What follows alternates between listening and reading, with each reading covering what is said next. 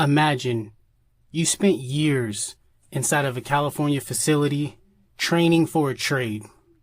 You logged thousands of hours cutting hair, fighting fires, or learning the electrical code.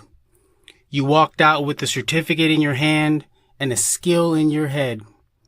But when you went to apply for your official state license, you hit a wall. Not because you couldn't do the work, but because of a good moral character clause written in the fine print. This is the professional ceiling. It's the invisible barrier that says you're good enough to do the work while you're serving time, but not good enough to hold a license while you're free.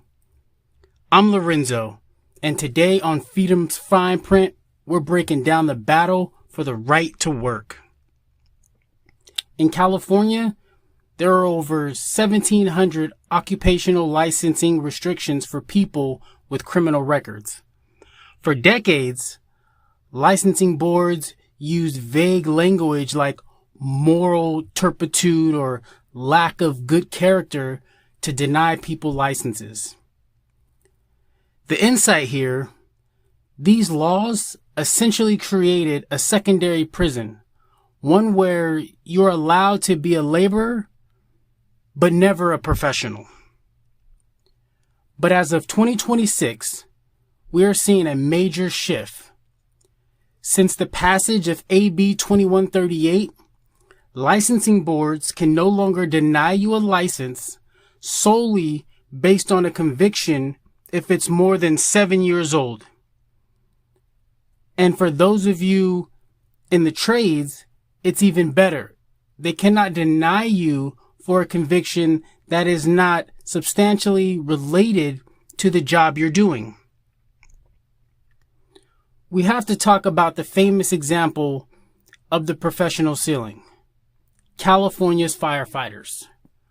For years, men and women served on inmate fire crews, saving homes and lives across this state.